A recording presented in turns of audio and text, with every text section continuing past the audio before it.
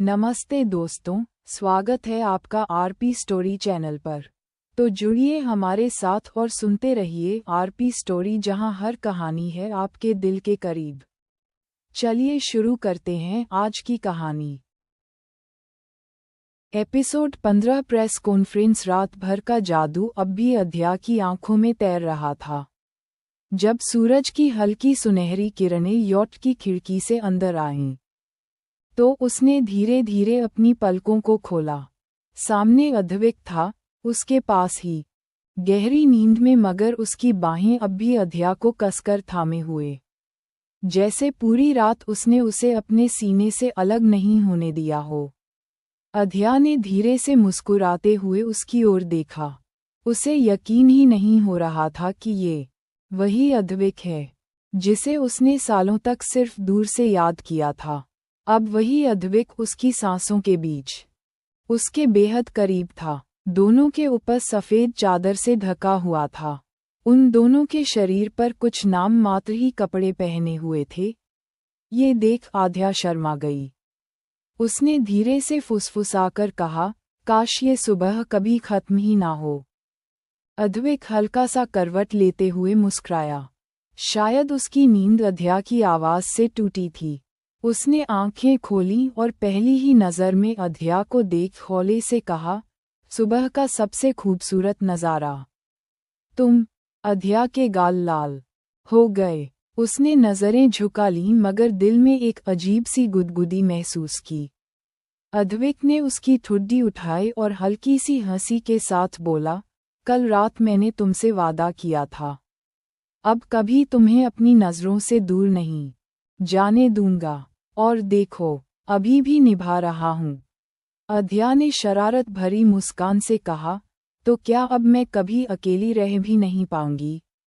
अद्वैत ने तुरंत जवाब दिया, कभी नहीं। तुम्हें अकेला छोड़ना अब मेरे बस में नहीं। दोनों कुछ देर तक एक दूसरे की आंखों में देखते रहे।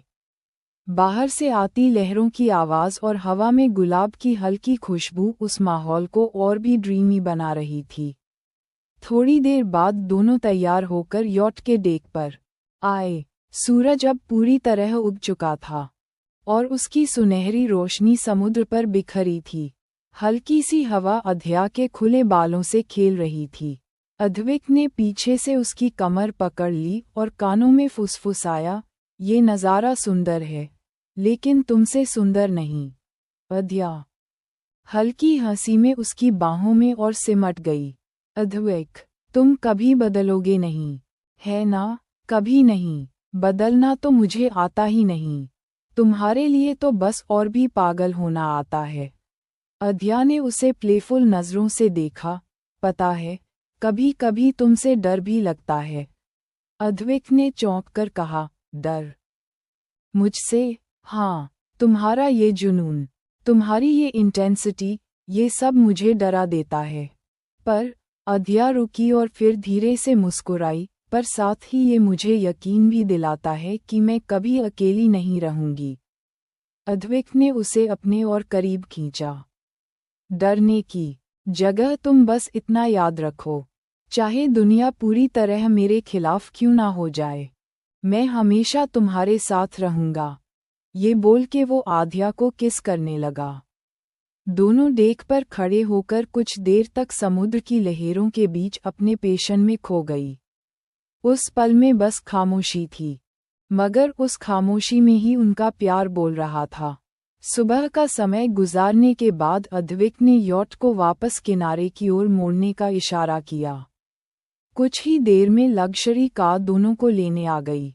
अध्या मन ही मन उस क्रूज की हर याद अपने दिल में समेट रही थी। जब वो होटल पहुंचे तो बाकी सब अभी अभी उठे थे। मिशा और अक्ष लॉबी में ही बैठे थे, और जैसे ही उन्होंने अध्या और अद्वैत को साथ आते देखा, दोनों की आंखों में शरारती चमक आ गई। वाह आध्या, मिशा ने मुस्कान दबाते हुए कहा, लगता है किसी ने सनराइज का मज़ा अकेले ही ले लिया। अक्ष ने भी तुरंत चुटकी ली, और देखो, हमारी प्रिंसेस तो आज कुछ ज्यादा ही ग्लोइंग लग रही हैं। लगता है गोवा की हवा ने कमाल कर दिया। अध्या तुरंत शर्मा गई और नजरें झुका लीं। अद्विक ने हल्की सी मुस्कान के साथ उनकी ओर देखा और बस इतना कहा, ग्लो तो नेचुरली आता है जब इंसान खुश हो। अक्ष और मिशा एक दूसरे को देखकर हंसने लगे और अध्या ने हल्के से अद्विक की ओर देखा। वो जानती थी कि ये इशारा सिर्फ उसके लिए था। सब एक साथ ब्रेकफास्ट टेबल पर बैठे। रॉयल स्टाइल बुफे सजा हुआ था, फ्रेश फ्रूट्स, क्वासॉन्स, कॉफ़ी और ट्रेडिशनल इंडियन डिशेस तक।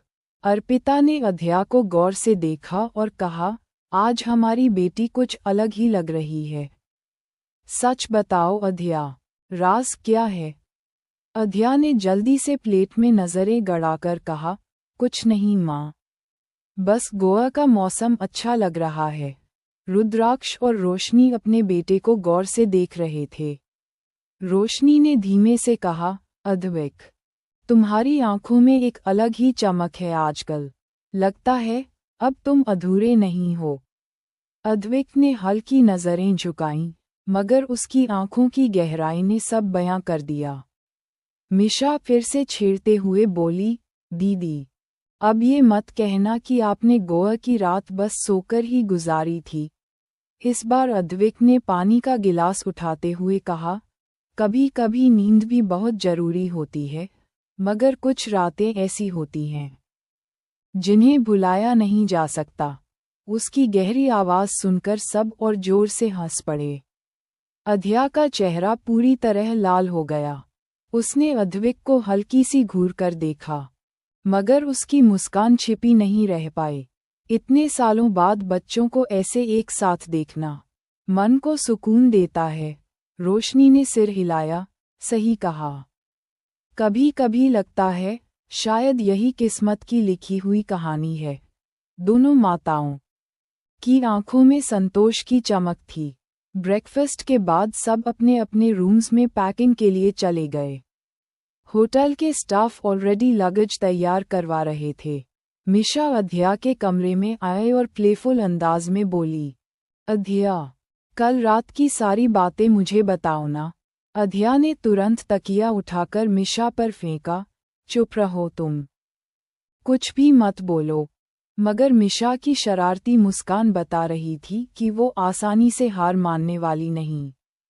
थोड़ी देर बाद सब तैयार होकर लॉबी में मिले। बाहर ब्लैक लग्जरी कार्स उनका इंतजार कर रही थीं। सिक्योरिटी बहुत टाइट थी, क्लियरली अद्विक ने सब कुछ अरेंज किया था। जब सब कार से एयर स्ट्रिप पहुंचे, वहां अद्विक का प्राइवेट जेट खड़ा था, shining white body, royal crest और चारों ओर यूनिफॉर्म्ड गार्ड्स। अक्ष ने विसल मारते हुए कहा, वाह भाई, रॉयल से भी रॉयल एंट्री। अद्विक ने बस मुस्कराकर कहा, परिवार है मेरा, कोई कमी नहीं होनी चाहिए। सब जेट के अंदर गए। अंदर का इंटीरियर किसी पैलेस से कम नहीं था। Soft beige leather seats, golden trims, crystal lights और बीच में रॉयल क्रेस्ट। साइड में बार काउंटर और बीच में सजाई हुई फ्रेश ऑर्किड्स। खिड़की से दिखता बादलों का समंदर सबको मंत्रमुग्ध कर रहा था।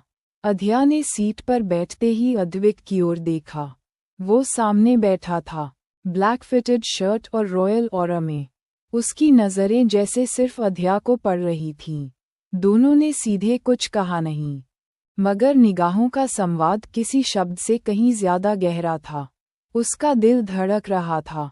उसे पता था, ये सफ़र सिर्फ गोवा ट्रिप का नहीं, बल्कि एक नई जिंदगी की शुरुआत का सफ़र था।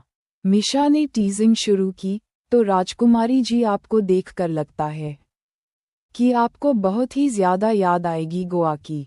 अक्ष तुरंत बोला, अरे हाँ, और किसी की आंखों में वो पॉजेसिव आग भी साफ दिख रही थी। सब ठहाका मारकर हंस पड़े। अध्या ने हल्का ब्लश किया और पानी का ग्लास उठाकर मिशा को मारने का नाटक किया। शिवांश ने सिचुएशन संभाली, अरे अरे, बस भी करो, इतना छेड़ोगे तो राजकुमारी गुस्सा हो जाएंगी।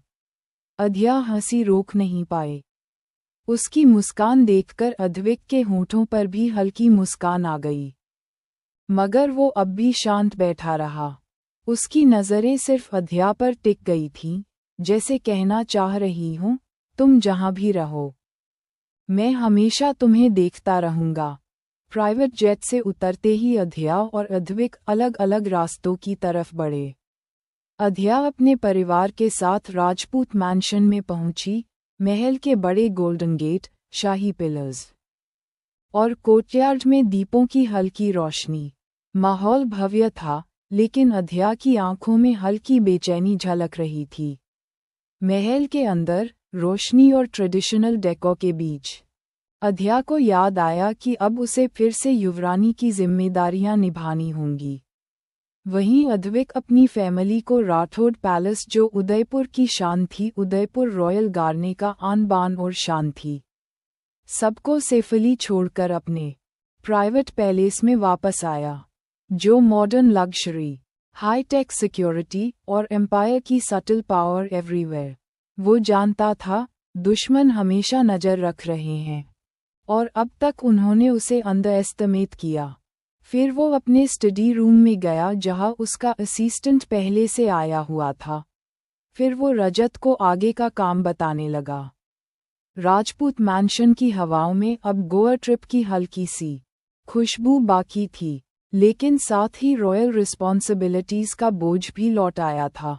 शाम ढल रही थी जब अध्या अपने कमरे की बालकनी पर खड़ी होकर शाम की ठंडी हवा उसकी चीक्स को छू रही थी। उसने सॉफ्टली विस्पर किया, मैं अब सिर्फ एक लड़की नहीं, मैं युवरानी हूँ, और ये रिस्पॉन्सिबिलिटी कभी इजी नहीं होगी। वो अपने गले के पेंडेंट को हल्के से छू रही थी। उसकी आंखों में अब भी क्रूज और अद्विक की यादें तैर रही थीं। तभी दरवाजे पर नॉक हुआ। मे आई कम इन, प्रिंसेस? उसकी आवाज़ सुनते ही अध्या ने मुड़कर देखा। दरवाजे पर उसके पिता अभय सिंह खड़े थे, साथ ही उसका बड़ा भाई श्लोक भी। दोनों के चेहरे काम लेकिन गंभीर थे। अध्या मुस्कुराई। पापा, आप? अभय अंदर आए और उसके सिर पर हाथ रखते हुए बोले, कल तुम्हारे जीवन का बहुत बड़ा दिन है, अध्या। युवरानी बनने के बाद तुम्हारी पहली प्रेस कॉन्फ्रेंस होगी। ये सिर्फ फॉर्मल अपीयरेंस नहीं है, बल्कि पूरे राज्य और मीडिया की नज़रें तुम पर होंगी। श्लोक ने मजाकिया अंदाज में हंसकर कहा, और इस बार सब कैमरा सिर्फ तुम्हें देखेंगे, आध्या, इसलिए रेडी रहना। सवाल आसान भी होंगे और ट्रिकी भी। अध्या ने हल्की घबराहट के साथ पेंडेंट को पकड़ते हुए कहा, पापा, अगर मैं कुछ गलत बोल गई तो? अभय ने गंभीर लेकिन प्यार भरी आवाज में कहा, तुम्हें कुछ गलत नहीं बोलना है। तुम्हारा हर शब्द अब पूरे राजघराने की साख से जुड़ा होगा। याद रखना। अभय और श्लोक के कमरे से जाने के बाद उनकी कही हुए बातों के बारे में ही सोच रही थी। अभय के वर्ड्स अब भी अध्या के कानों में गूंज रहे थे। जिम्मेदारी का बोझ महसूस करते हुए भी उसके दिल में एक हल्की शांति थी, क्योंकि वो जानती थी, चाहे कुछ भी हो, अद्विक हमेशा उसके साथ है। कुछ टाइम बाद उसे एक मेड लता ने उसके रूम का दरवाजा खटखटाया। दरवाजा खोलने पर लता बोली, युवरानी जी, राजमाता आपको डिनर के लिए नीचे आने को कहा है। आध्या ने लता को कुछ देर बाद नीचे आने को कहा, जिसके बाद लता जी युवरानी जी कह के चली गई। थोड़ी देर बाद आध्या भी सबके पास नीचे चली गए। आध्या के इतने सालों बाद वापस आने की खुशी में आध्या के कहने पर श्लोक और आहना भी वही रुके हुए थे। महल के भव्य डाइनिंग हॉल में आज पूरा परिवार एक साथ था। लंबी डाइनिंग टेबल पर सिल्वर कटलरी चमक रही थी और राजस्थानी पकवानों की खुशबू हवा में तैर रही थी। मीशा ने एक्साइटमेंट में कहा, tomorrow is going to be epic. मेरी आध्या फर्स्ट टाइम पूरे मीडिया के सामने यूथ प्रिंसेस के तौर पर खड़ी होगी। अक्ष ने टीजिंग करते हुए हंसी उड़ाई, बस दी कहीं नर्वस होकर गुड इवनिंग की जगह गुड नाइट न बोल दे। सब टेबल पर हंस पड़े। अध्या ने आंखें घुमाईं और बोली, वेरी फनी। अक्ष, श्लोक ने सपोर्ट करते हुए कहा, डोंट वरी आद्या, तुम बहुत कॉन्फिडेंट हो। बस याद रखना, प्रेस कॉन्फ्रेंस तुम्हारे लिए ही नहीं, पूरे राज्य के लिए सिंबल होगी। तुम जितनी काम और डिग्निफाइड दिखोगी, उतना सब प्राउड महसूस करेंगे। अभय सिंह ने अपनी बेटी की तरफ गर्व से देखते हुए कहा, आद्या, तुम्हें ये साबित करने की ज़रूरत नहीं कि तुम केपेबल हो। तुम हो, बस कल सबको ये दिखने देना। आद्या ने धीरे से, मुस्कुराते हुए सिर झुका लिया। उसके दिल में एक मिक्सचर था, नर्वसनेस और एक्साइटमेंट का। डिनर खत्म होने के बाद सब हॉल में बैठे बातें कर रहे थे। मीशा और आहाना आउटफिट्स डिस्कस करने लगी। दीदी को कल रॉयल ब्लू गाउन पहनना चाहिए, वो उन पर सबसे एलिगेंट लगेगा। नहीं, मुझे लगता है गोल्डन टच होना चाहिए। मीडिया को बस एक ग्लिम्प्स ही चाहिए, जिससे हेडलाइंस बने। अक्ष ने फिर चुटकी ली, अगर हेडलाइन बनानी है तो दीदी अपने स्पीच में कह दे, actually I am in love with someone, बस। अगले दिन पूरा देश दीदी के बारे में ही बात करेगा। आद्या ने कुशन उठाकर अक्ष को मारने की कोशिश की और सब फिर से हंस पड़े। अभय सिंह और शिवांश प्रैक्टिकल बातें कर रहे थे, प्रेस कॉन्फ्रेंस के टाइमिंग्स, सिक्योरिटी मेजर्स और किस तरह के सवाल आ सकते हैं। धीरे धीरे सब अपने कमरों में चले गए ताकि अगले दिन की तैयारी कर सकें। आद्या अपने कमरे में आए। उसने मिरर में खुद को देखा, उसके चेहरे पर एक हल्की थकान थी, लेकिन कुछ सोचकर उसके चेहरे पर मुस्कान आ गई। उसने फ़ोन उठाया और अद्विक का नंबर डायल किया। कुछ ही सेकंड्स में स्क्रीन पर उसका चेहरा उभर आया, black shirt, slightly open collar, वही शार्प आइज। प्रिंसेस, उसने गहरी आवाज में कहा, तुम्हारा चेहरा बता रहा है कि तुम नर्वस हो। आद्या ने होंठ काटते हुए कहा, कल प्रेस कॉन्फ्रेंस है। अद्विक, पहली बार सबकी नज़रें मुझ पर होंगी। पापा कह रहे थे कि हर शब्द अब राजघराने की साख से जुड़ा होगा। अगर मैं कुछ गलत कह दूं तो? अद्विक ने उसकी आंखों में देखते हुए धीरे से कहा, लिसन टू मी। आद्या, तुम वो लड़की हो जिसने अकेले अमेरिका में बिजनेस खड़ा किया। तुम वो हो जिसे मैं जानता हूँ, काम, इंटेलिजेंट और सबसे ग्रेसफुल। तुम्हें किसी से डरने की ज़रूरत नहीं है। आद्या ने हल्की मुस्कान दी, तुम्हें सब इजी लगता है। अद्विक ने थोड़ा लीन होकर स्क्रीन की तरफ देखा, जैसे उसकी आंखों के पार दिल तक पहुंच रहा हो। इजी इसलिए लगता है क्योंकि मैं जानता हूँ तुम हर सिचुएशन संभाल सकती हो, और अगर कभी लड़खड़ाओगी भी तो याद रखना, मैं तुम्हारे पीछे खड़ा हूँ। आद्या पेंडेंट को छूते हुए सॉफ्टली बोली, कल अगर मीडिया ने इसके बारे में पूछा तो? अद्विक की आंखों में शरारती चमक आ गई। तो बस कह देना, ये पेंडेंट मेरे दिल की सबसे बड़ी ताकत का सिंबल है। दोनों कुछ देर चुप रहे, बस आंखें बोल रही थीं। आद्या की आईलिड्स हैवी हो गईं। वो फ़ोन पकड़े पकड़े ही नींद में खोने लगी। अद्विक ने मुस्कुराते हुए कहा, सो जाओ प्रिंसेस, कल तुम्हें पूरी दुनिया को दिखाना है कि असली युवरानी कैसी होती है। स्क्रीन पर हल्की लाइट में आद्या का पीसफुल चेहरा दिख रहा था। अद्विक ने कैमरा की तरफ देखते हुए धीमे से कहा, आई लव यू, और कॉल साइलेंट हो गई। सूरज की पहली किरणें जब राजपूत महल की ऊंची खिड़कियों से छनकर आद्या के कमरे में पहुंचीं, तो पूरा कमरा सोने सी रोशनी में नहा गया। बाहर पीकॉक्स की आवाज़ें, महल की दीवारों पर फ्लटर करती परछाइयाँ और हवाओं में हल्की गुलाब की खुशबू, सब कुछ मानो इस सुबह को खास बना रहा था। आद्या की आंखें धीरे धीरे खुलीं। आज का दिन अलग था। आज वो सिर्फ आद्या नहीं थी, बल्कि अपने राज्य की युवरानी बनने के बाद पहली बार पूरे देश के सामने खड़ी होने वाली थी। कमरे का दरवाज़ा खुलते ही पर्सनल अटेंडेंट्स अंदर आ गए। एक ने हाथ में रॉयल एम्ब्रॉयडर्ड स्लिपर्स लिए हुए थे। योजक चिन्ह, दूसरी मेड एक वेलवेट ट्रे पर फ्रेश जूस लेकर आए। किसी ने फ्रेश रोजेस की गार्लैंड कमरे में सजाई। कुछ ही देर में पूरा रॉयल टीम वहां मौजूद था, मेकअप आर्टिस्ट्स, हेयर स्टाइलिस्ट्स, डिजाइनर्स और असिस्टेंट्स।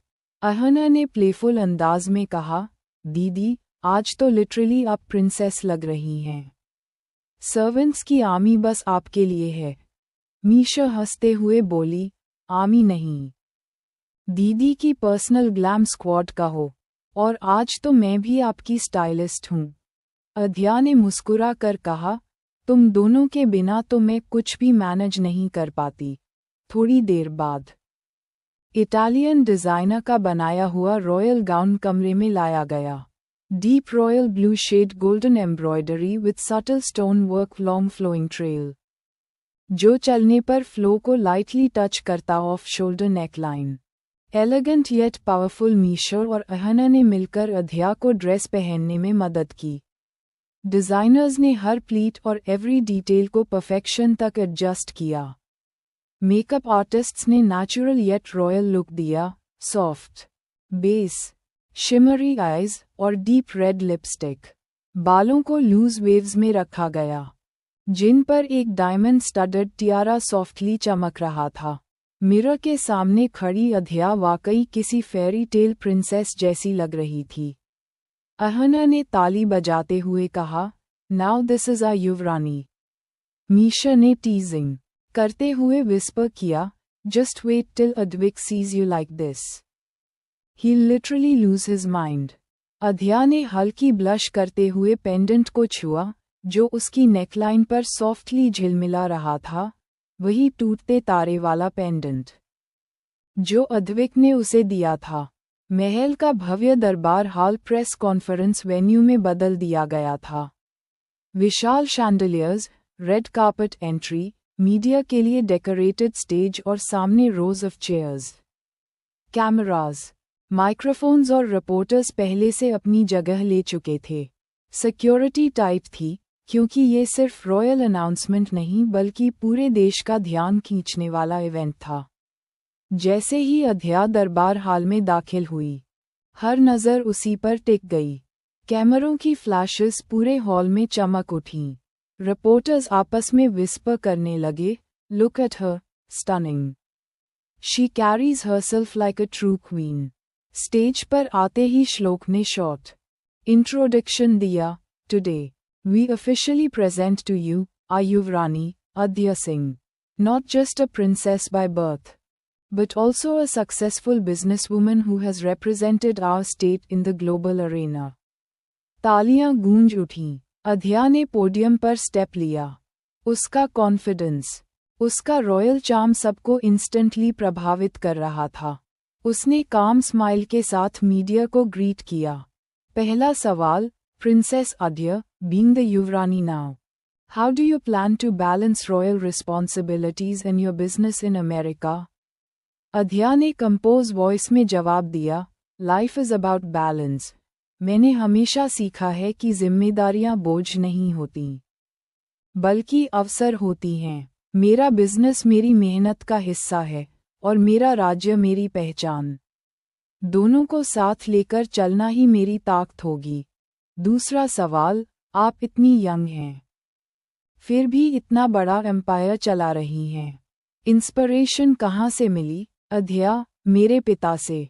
उन्होंने हमेशा सिखाया है कि असली ताकत पदवी से नहीं, कैरेक्टर से आती है, और यही सीख मैं अपने हर काम में अपनाती हूँ। तीसरा सवाल, princess, people are curious about your personal life too. खासकर आपके गले में जो पेंडेंट है, क्या उसका कोई खास मतलब है? कैमरास तुरंत पेंडेंट पर जूम हो गए। पेंडेंट स्टेज लाइट्स में ऐसे चमक रहा था मानो सच में आसमान का टूटा तारा हो। अध्या ने हल्की मुस्कान दी और सॉफ्टली बोली, हर इंसान की जिंदगी में एक सिंबल होता है, स्ट्रेंथ और होप का। ये पेंडेंट मेरे लिए वही है। इसके बारे में मैं ज़्यादा नहीं कहूँगी, बस इतना कि यह मेरे दिल के बेहद करीब है। रिपोर्टर्स ने और पूछना चाहा। मगर श्लोक ने स्मार्टली कॉन्वर्सेशन को वापस ऑफिशियल मैटर्स पर डाइवर्ट कर दिया। प्रेस कॉन्फ्रेंस खत्म होते ही हॉल तालियों और चीयर्स से गूंज उठा। रिपोर्टर्स इम्प्रेस्ड थे। किसी ने लिखा, young, elegant and powerful the future queen, तो किसी ने कहा, princess Adhya steals the show. Adhya stage से उतरी तो अहाना और मीशा ने उसे हग कर लिया। अद्या, यू वर परफेक्ट। सीरियसली, तुमने सबको जीत लिया। लेकिन अद्या का दिल सिर्फ एक चीज सोच रहा था, अद्विक ने देखा होगा, उसने सुना होगा। तो अब आगे की कहानी में जानेंगे कि अद्विक की क्या प्रतिक्रिया है। और अगर आपको ये कहानी पसंद आ रही है तो ज़्यादा से ज़्यादा सब्सक्राइब करो, लाइक करो और शेयर करो। अब मिलते हैं अगले एपिसोड में, तब तक के लिए अलविदा।